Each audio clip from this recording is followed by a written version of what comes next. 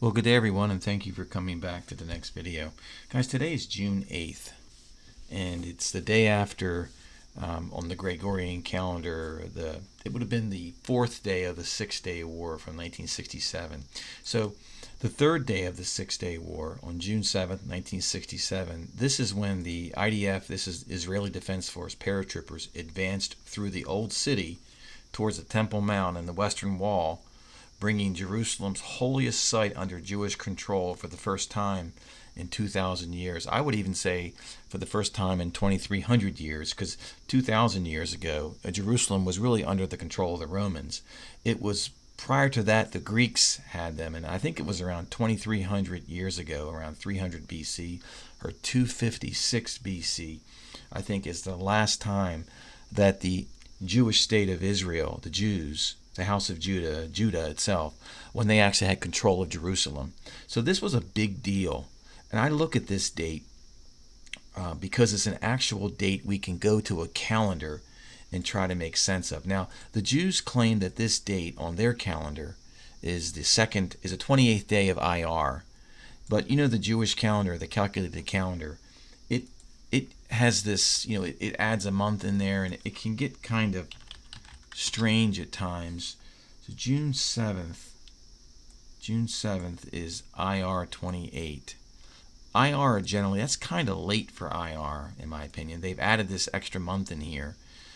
It drives me crazy. The calendars drive me crazy. I hate talking about calendars, but here we are. Let's look at a real event, the reunification of Jerusalem, which I think foreshadows the reunification of spiritual Jerusalem, which we see occur, the modern version of the bride of Christ, the spiritual bride of Christ, which I see occurring in Hebrews 12 at this party that's going to happen. Right here, but you have come to Mount Zion, the city of the living God, the heavenly Jerusalem, to the innumerable angels in the festive gathering, to the assembly of the firstborn, to the church of the firstborn who are enrolled in heaven, and to God and the judge of all, and to the spirits of the righteous made perfect.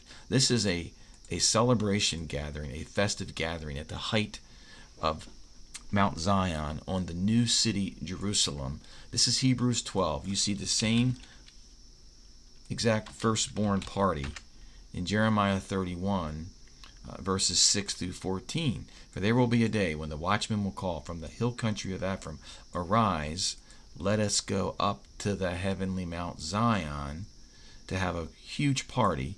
And this is where the firstborn church, Ephraim is my firstborn, are going to have this party. And there will be the blind, the lame, the innocents, the firstborn group's going to be there having a big party. While back on earth, a voice is heard in Ramah, lamentation, bitter weeping. Rachel is weeping for her children that they were just taking. So what I'm doing here is I'm looking at this earthly event that occurred on June 7th, 1967, which on the Jewish calendar, the calculated calendar, was IR 28. Now, we've already had IR 28. If I go to 2021 for this year, IR 28 was May 10th. We've already had that.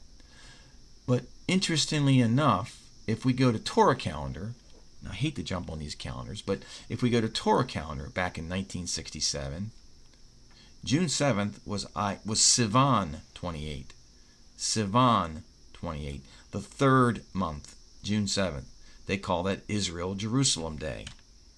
So I'm going to make an assertion here. I'm not making any thus saith the Lord. I'm just going to say, let's look at the pattern. Let's pretend, let's assume that this June 7th earthly reunification, gathering of all of Jerusalem, the earthly Jerusalem, is a sign for us that the Lord may have given us to think or to consider that the spiritual reunification of the bride of Christ would follow the same time frame.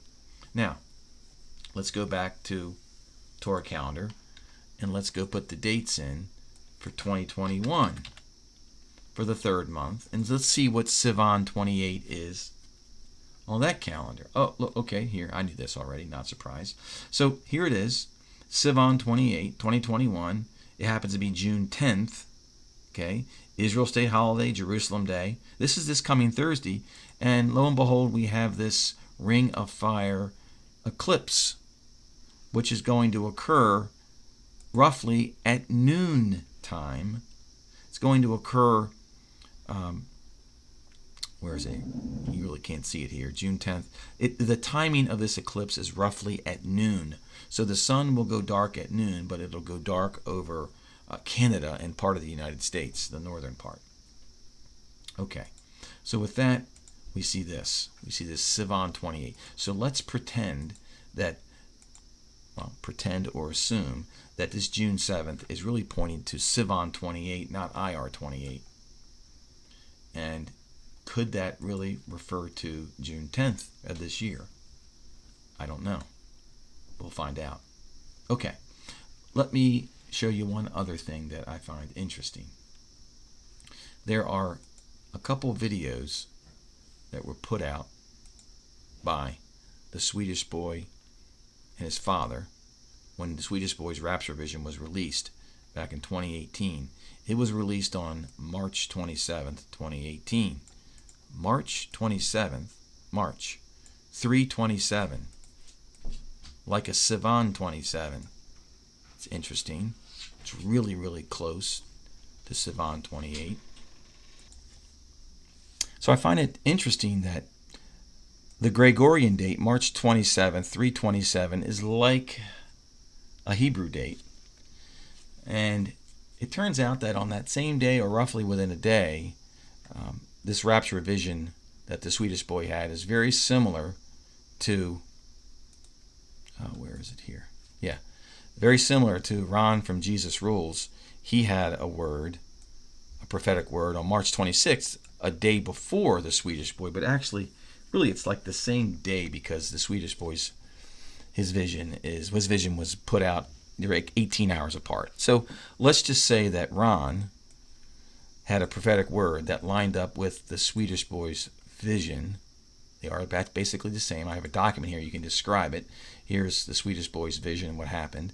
Then here's Ron's word. It's essentially a prophetic word describing the Swedish boy. Gravity will overtake us. We're going to go through a river. The whole thing. I've talked about this before. But Ron and the boy basically had their vision and word on the same day. And it was basically 327, which is very close to 328. Then, fast forward 3 years later, Ron has another prophetic word given on March 28th. Thought that was pretty interesting. 328. And if you read his text, this is all about the rapture of the first fruits, 144,000. You guys can read this. I'll leave a link for it. Many will not understand what has taken place as the thunder and lightning roar. So I just find it interesting that Ron had a second word that's really about a rapture of the first fruits, harvest workers, on 328. He had another word that lined up with the Swedish boy's vision on 327, and the Swedish boy's vision was 327.